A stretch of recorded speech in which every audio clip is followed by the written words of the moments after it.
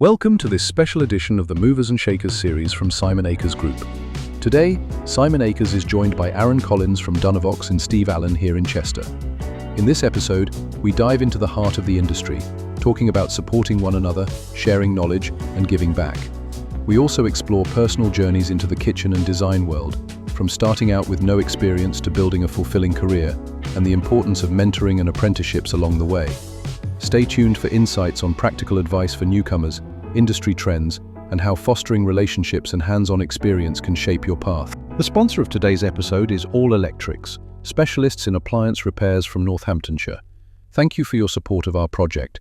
Welcome to this really special edition of the Movers and Shakers series with myself, Simon Akers, and today we are joined by Aron Collins from Dunavox, GB, and Steve Allen here in Chester.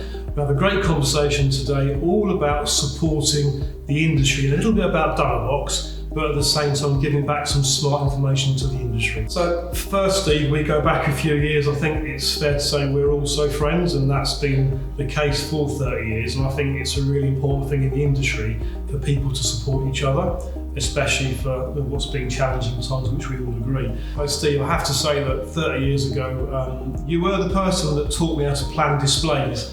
And of course, nowadays we're surrounded by technology, and of course in those days it was graph paper. So I have to say thank you for that. I'm sure that helped my career at some stage. And in addition to that, having a book full of round kitchen brochures. We'll come back to that. So I want a brochure, have you got me a brochure?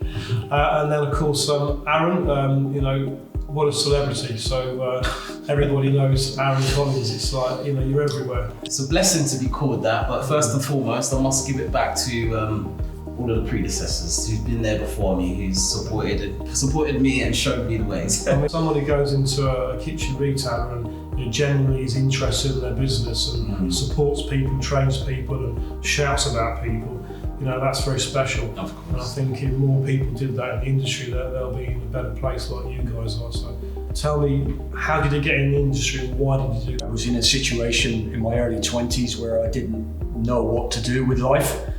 And a friend of mine was working in the industry, asked me to come along and do some warehouse work on a part-time basis. And then I just stuck at it. Well, that sounds too come to me, Aron. And for any young, aspiring person that wants to come into the industry, all I can say from my lifetime in it is every day is totally different. And it's fantastic from that point of view. Whether you're working in a warehouse, whether you're in management, whether you're out there in the showroom, it's totally different every day. And things change rapidly within the industry. So it is a great industry to be part of. So no 2 days the same. So no, I was studying my architecture degree at Kingston University, and on the weekends I was working at IKEA as a kitchen designer. Oh, there's relevance coming through. Yes, exactly, and I loved it. It was fun. It was related to what I was studying.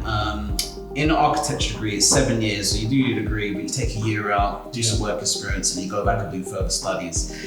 During that year, I'm not gonna lie, I struggled to find work within my field because I had lack of experience. Hence why you're doing a great job for apprenticeships and promoting that. But nevertheless, got to a point where I needed to earn some money. I was already working in the kitchen industry, and I thought, well, I already work with architects helping them design kitchens. That could be a gateway in for me Is this an architect coming to an IKEA branch? Is that what? Well, yeah. So sometimes I'll design kitchens, and the customer will be an architect working on a project. Okay. And I thought, well, and I'll speak to them and say, I'm studying. Maybe we can, spark a relationship, and maybe I'll come and work for you, etc.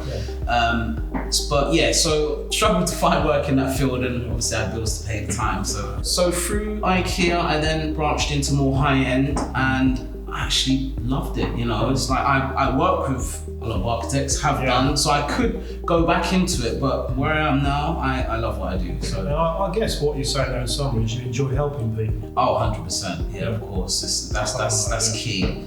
So if you were a designer, Aron, where would you, or who would you speak to perhaps to say, give me my first opportunity? What would you advise? So my advice would be, if you're someone that's interested or looking to get into it, just to start off by going in there just to appreciate the showrooms, mingle in, ask questions. How do you mingle in? Pardon? Plenty of Oh yeah, plenty of England and social and being sociable. But yes, definitely just just making inquiries. Even sometimes going to art galleries, being inspired.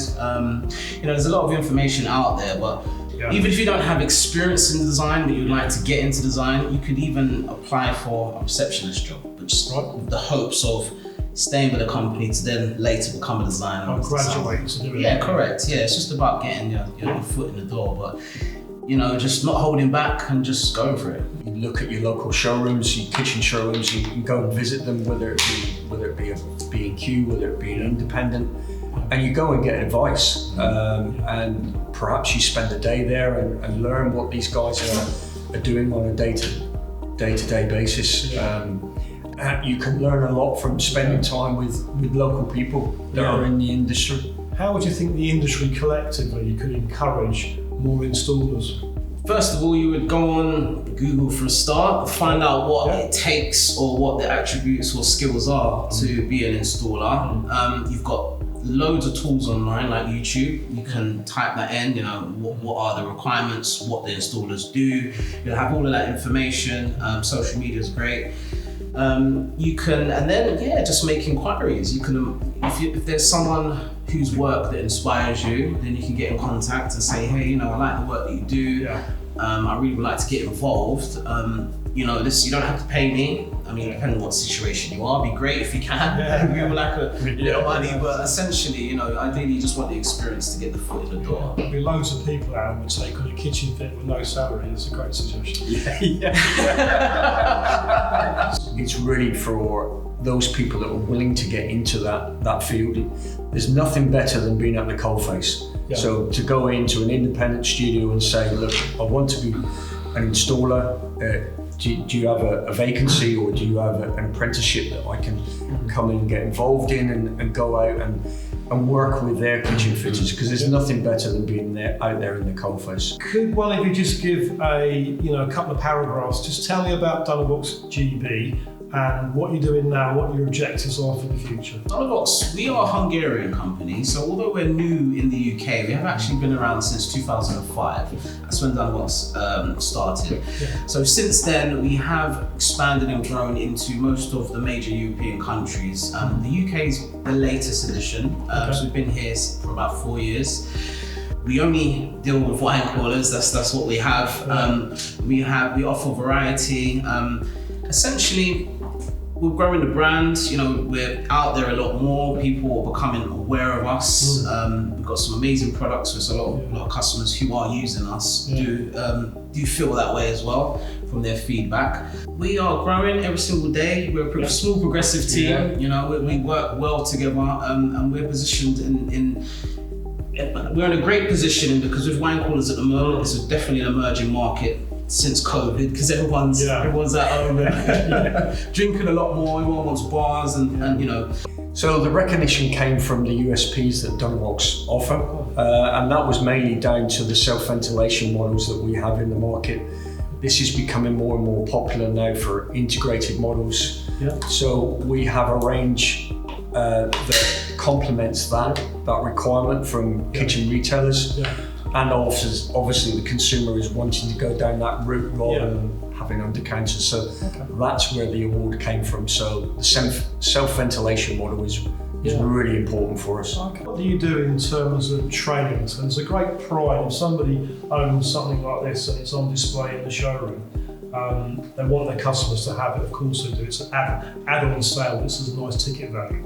So how do you train the customer, the retailer, to bring that into the conversation, and how do you get them to understand the different options and price and margin potentials? How do you do that? When I enter a showroom and I'm speaking about wine coolers, first I kind of get an idea of what their customers are asking them, and the advice that I get is they will have their wine connoisseurs who really know about wine to a high level, and they store a lot, but then also there's customers that would like to have one just for show, because it's like it's a statement feature. So again, ultimately for the designer, it's also always about knowing what the end result that the customer's trying to achieve. And I essentially just break it down what we have that's relatable to them. I talk to a lot of people in the appliance industry, Aaron. They tend to focus very heavily on the parts and the labour warranty of the product. Of course. Coming from, let's say across the water, is that a conversation people ask you quite commonly? Yeah, definitely, without any shadow of a doubt. It's an important part of the overall sale of the product. We're very confident in the product that we have. That's why we give a good warranty to the product. Okay. Anyone that I have been in to see always know that I do present with the overview, but I like to get on my laptop and show examples, because it's good to speak about it, but then there's different types of learners. There's visual, auditory, tactile. So for me, I pretty much combine all three, that whoever I'm speaking to and however you learn, you're going to take information. I think your pictures are very inspiring, so you can show people technology. Yes. Pictures that you're taking. Of course. There is a niche and a massive market that are very techie. They do love all the smart home stuff. They like the convenience, and we're multi-LED. Yeah. So if you're chilling and you've got your blue lights, subtle lights, because we're white, amber and blue, from the comfort of your phone, you can dim the lighting to set the mood. You have that capability. But if it's someone that's not interested in that, then we've got models that you don't need to pay, for that extra technology. Yeah. As we're coming to the end of our special movers and shakers here in Chester. So who is the mover and who is the shaker? Steve? Mover. You're the mover. I'm a mixture of both. I do a bit of moving, a bit of shaking as well. It's quite and a bit of weaving. You're the entertainer. 100%. Fantastic. Right. So we always ask this question at the very end. So can you both relate an amusing experience from your career that those who are watching can learn from? Aaron, you go first. Do you know what? There's many inspiring stories, but the one that comes to mind, and I'm not being, egotistical, it's one about myself actually. So I remember when I first, so I was a site surveyor before, so I've done many years in that, and then my transition into sales. My first sales job was very difficult because it was a whole new way of learning. I had to learn the sales reports, which when I looked at it looked like freaking Matrix, felt like Neo. But no, it was very, very difficult. And I was thinking to myself, God, is this something I really want to pursue, because I'm very used to doing site surveying. Give me a room to measure, I'll measure it to the mill and run a project from start to finish. But are you laser or you pull out tape? Both, laser and the tape measure, both combined. But I was comfortable in that, and in sales when I started, I was uncomfortable. Success lies outside of your comfort zone, and there was a decision that I was gonna call my company and be like, no, I'm gonna actually go back to site surveying. But I was like, no. You're in a very uncomfortable position at the moment and you're actually growing. And deep down, you really love doing this. And I'm so glad that I continued and I pursued, because now I'm growing from strength to strength, And so if you're ever doubting yourself or thinking that it's too hard, or if you're ever in an uncomfortable position, you are in the best position to learn. And that's been my personal experience. So when you're out of your comfort zone, sometimes that's a learning experience. 100%, it teaches you to find solutions, to be proactive instead of reactive. And it's, so long as you're putting yourself in a position that in lines with who you are, your goals, your aspirations, your morals. And this role has always been aligned with me as a person, as who I am, hence why I'm enjoying it so much. Aaron, I want to give you a special award for energy and enthusiasm. Get it because if you could bottle that, everybody'd be so much better off. Yeah, he's so good in front of customers. It's he does an amazing job. Okay, so your story is go out your comfort zone, learn from that experience. 100%. You never doubt yourself. Steve, what's the experience you'd like to relay? You have to put yourself out there in the marketplace. You have to drive yourself. You have to have that enthusiasm, that get up and go. I learned from mistakes, very much like Aaron in my early days in coming into the industry. I was so overjoyed that I'd actually passed my forklift driving test, and I got a license, and I was really excited about it, but then became too enthusiastic, tried to do things too quickly. Right. And very, very quickly smashed a few pots and pans along the way.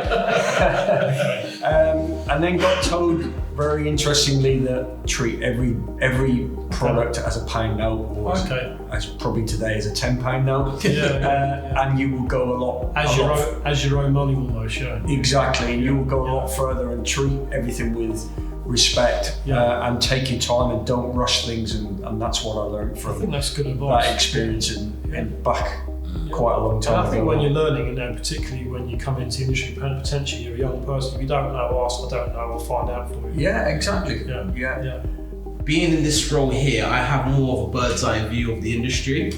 So I'm seeing all the showrooms, and they're almost like mini islands. So they know of each other. And there's healthy competition. Sometimes there's toxic competition, which isn't good. But it's what I would like to see, and hence why I actually do what I do in terms of taking pictures, is to actually group the industry together so everyone can kind of be inspired by what everyone else is doing. Because designers and most showroom owners, kitchen showroom owners, they don't have the time to go out and see other people's showrooms. And there's some really beautiful showrooms out there.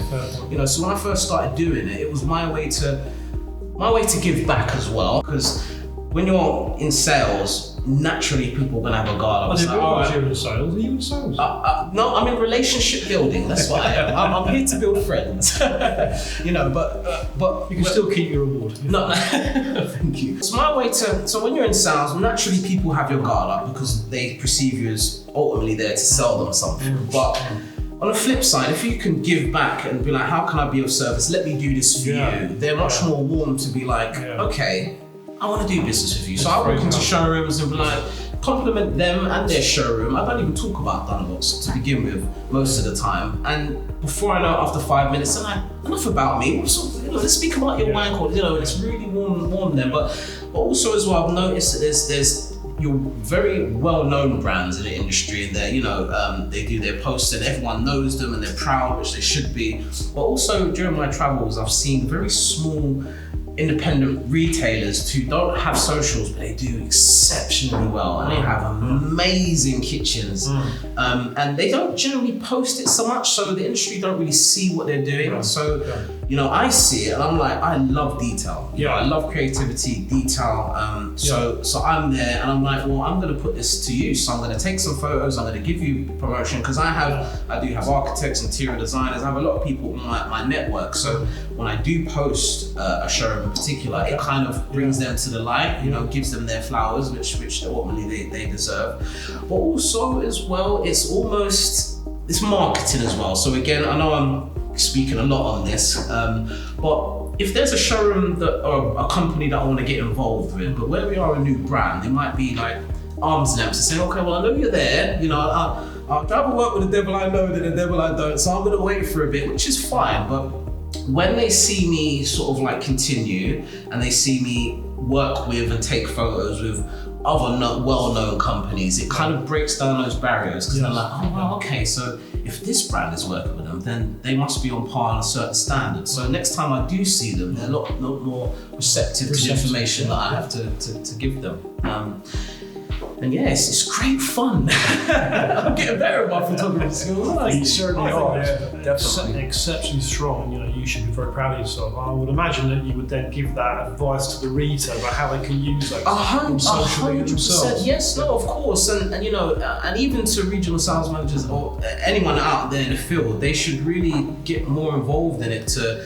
One, give back to the retailer. They're giving too much away. Yeah. Well, I mean, listen, information is free. It's about sharing. That's what this series is all about. 100%. Giving back. No, of course. And I'm here for it. I do get other sales reps call me for a link up, which is great. I think this needs to happen a lot more, because we should help each other, and make introduction. Because if you've got a great product and another area sales manager that a showroom would needs, but they don't know this person, but this person might be a little bit shy, or they're like, oh, how do I? Then it's good to be a third person to make that introduction, to make the connections. Because sometimes it's not always about you. You can step aside and let others sort of like intertwine. But giving back is one of the key things. And I saw a gap in the market, and the game needed more love. The industry needs more. Gave you more love? No, the industry needs more love. Okay. So, and what I mean by that is, when I come into a showroom, I really try and be a breath of fresh air. It's not just about walking in there, here's your brochure, new updates, here you go. It's like, have a laugh, get to know each other, have a bit of fun, and try and do things differently. That's how I've done it, and it seems to be working well. And I Thankfully, my personality is my superpower. That's excellent. To infinity. Well, on that note, Aron Collins, Steve Allen, thank you both very much. Thank you, Simon. Thank you. In closing, I just want to recognise Simon Akers Group and all of the team. They do amazing. I'm all for them. I'm an avid fan. They do great work. And they're supporting the industry and really bringing to attention key areas like, taking on apprenticeships and, the various work that they do. They're an amazing marketing company that so happens to do recruitment. So thank you for watching this very special and fun Movers and Shakers today with myself, Aron and Steve. We hope you enjoyed it. There's been plenty of takeaways for me from that. I think the most important one is to enjoy what you do, Aron. So if you've liked what you've seen and you subscribe to YouTube, you can click the bell icon to receive notifications of future episodes. And we love your comments. Please leave your comments. Until next time, thank you for watching.